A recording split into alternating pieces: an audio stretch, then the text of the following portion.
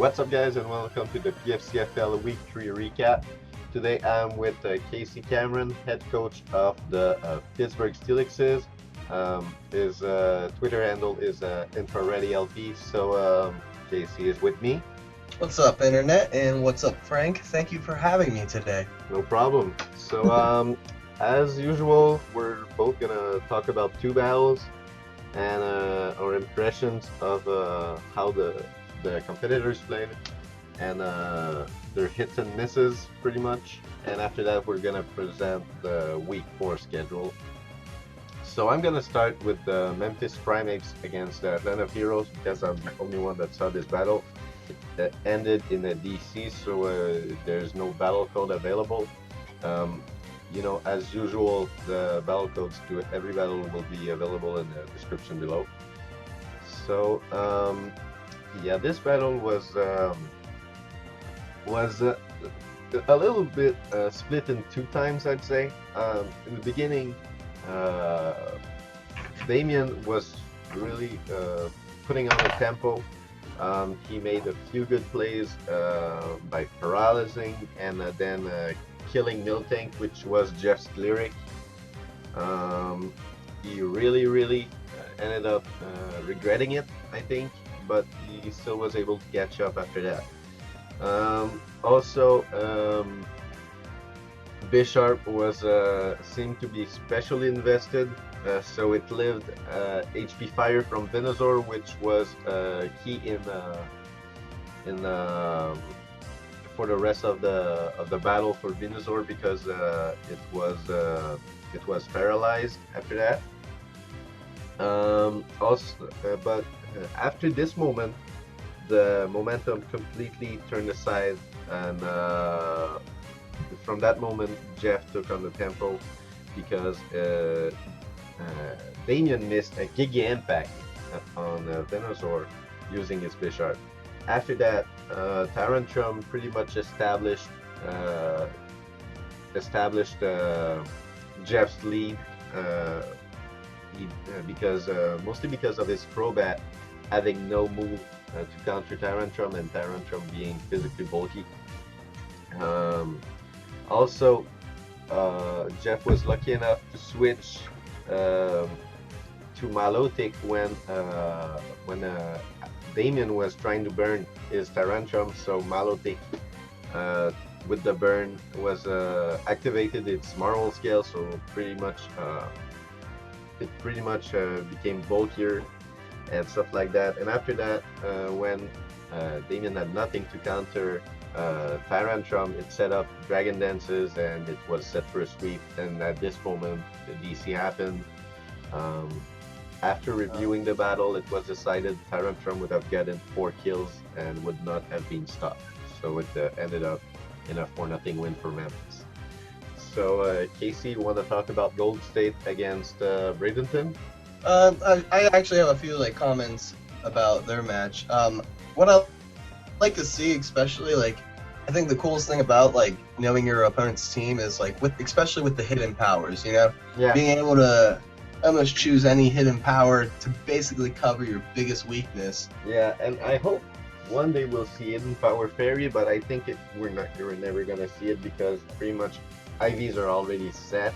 Yeah. And HP is based on IVs, so unless they invent the 30 second IV or something like that, I don't know. I think we're never gonna see it, but anyways. Yeah.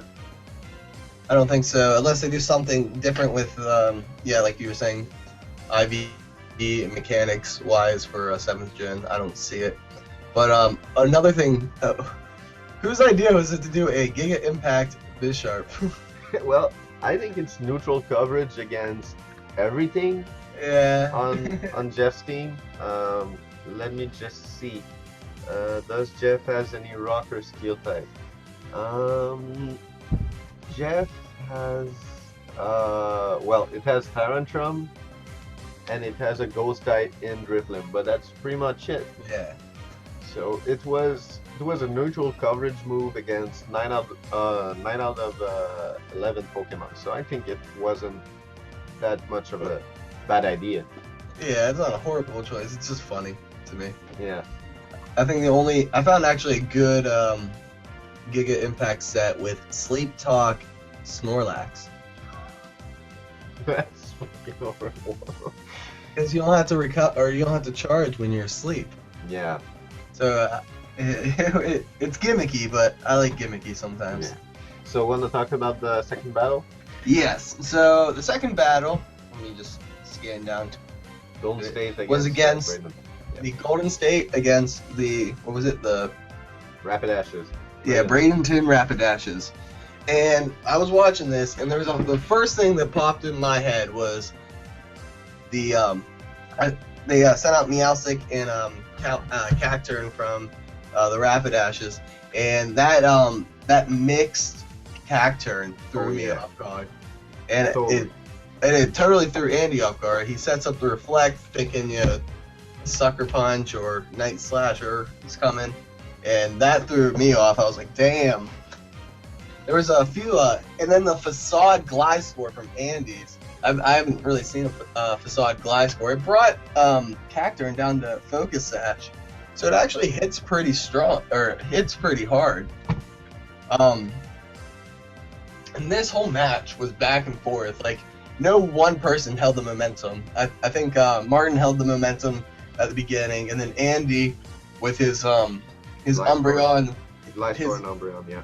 Umbreon and Gliscor Core was able to, put some pressure, and especially with his substituting Baton Pass from Umbreon, getting Exploud behind the substitute definitely took a lot of people out, or it looked like it would have taken. I mean, it only really took one person out, but the momentum was going more towards Andy's favor by that point, and I think it was 3-1 in Andy's favor, like with the last couple turns, but Martin's Manectric was able to just pick up 3 kills right at the end. Yep. Which was, I would have been bad if I was in Andy's shoes, but Manectric's just so fast and strong, even when he's not Mega. Yeah. Manectric was able to pick up 3 kills in the last 5 turns. Yeah. So that shows you how the battle was pretty much even until I'd say the last 20% of the battle, because it lasted something like 26 turns. So it was a very good battle, but finally Manectric just came in at the right time and finished it up. Yeah, and he was able to.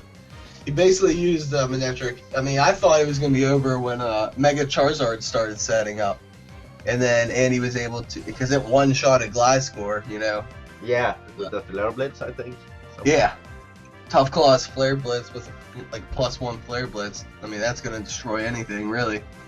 But I was very entertained with their battle, and I learned a lot about their teams, and I'm excited to face Martin. I faced Andy, and he did great.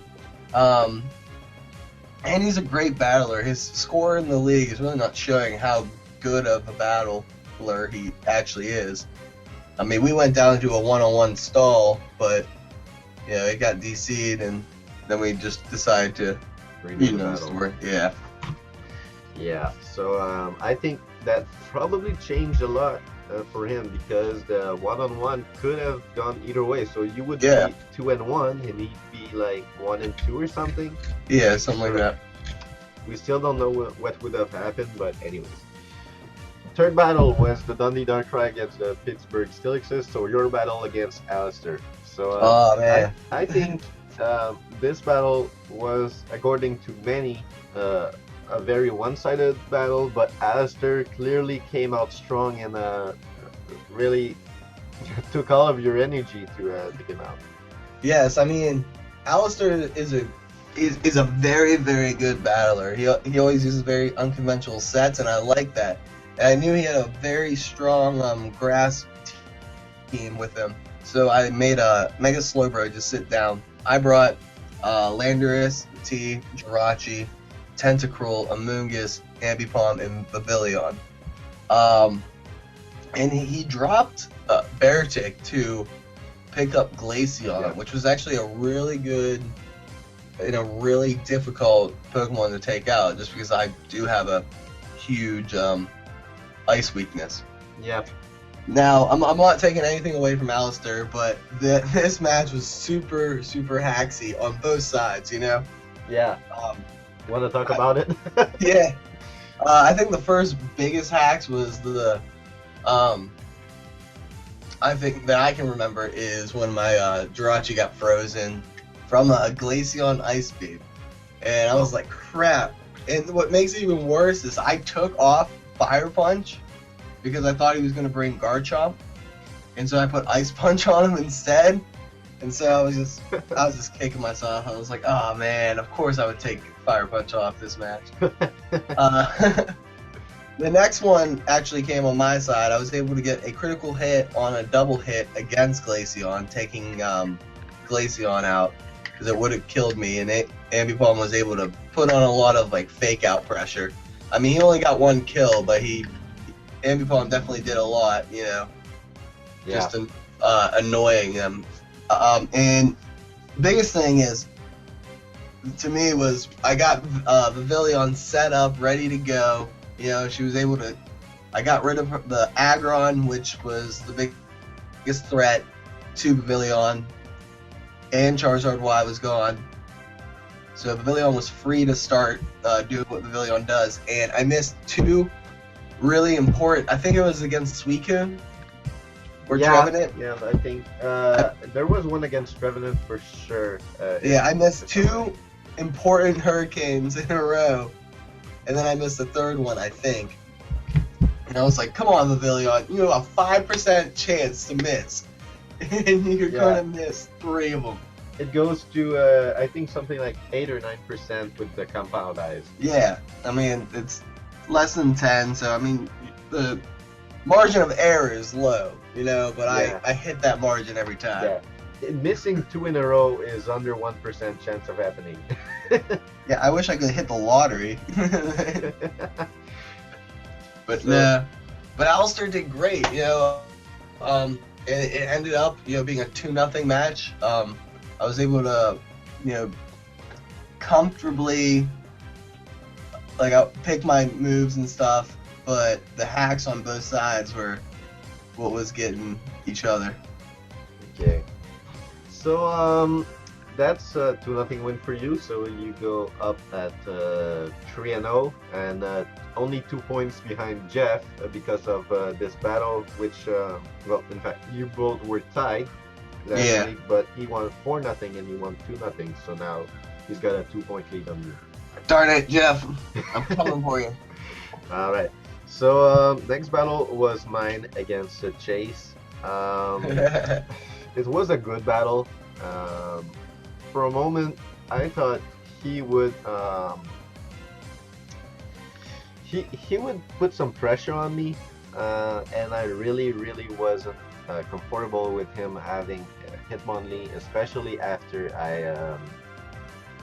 I misread a play and I sent my Jellicent against its Mega Absol, and he went for the knockoff, and he not predicting a switch.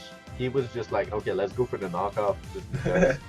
And obviously, Mega Absol being full physical against the specially defensive Jellicent. Jellicent the HP bar went down pretty fast. And it was a 1-hit KO, especially since I had an item. So yeah, Jellicent wasn't there to wall its Hitmonlee for going for a high jump kick and blaze kicks and stuff like that. So finally what happened is that I went all in for Mega Metagross against Hitmonlee. I was hoping that he'd miss. I had something like about 30-35% HP left, and he went for the blaze kick and missed. And at that moment, I hit him with the Zanadbot and Hitmonlee went down. From that moment on, nothing was gonna stop my team because the only Pokemon I was scared of was out of the way. So Hydreigon once again was my MVP with 2 kills. Rotom also was a good Pokemon for me. It worked. It did some good work, especially with that HP grass that took down the Quagsire. Um, so yeah, pretty much. Oh, also his Dusknoir was very tricky. Um, but anyways, my team was well built for this battle. Um, as I already said, once Hitmonlee was down, there wasn't much to do for him. Um, my Metagross was able to get 2 kills, as but I expected him only to be there for pressure. I wasn't expecting him to get more than 1 kill. Looking at his team, I didn't have uh, a guaranteed 1-hit KO move for pretty much anything. I didn't have Earthquake for Heatran or Jolteon or stuff like that. I had a full contact move set. So yeah. So that's pretty much it for this week, guys. This week I didn't put the scoreboards because some of you complained about it. You thought it was obstructive. You couldn't see the graphics in the background. So if you guys want me to put them back next week, let me know. I will do so. But so now this is the standings in the PFCFL.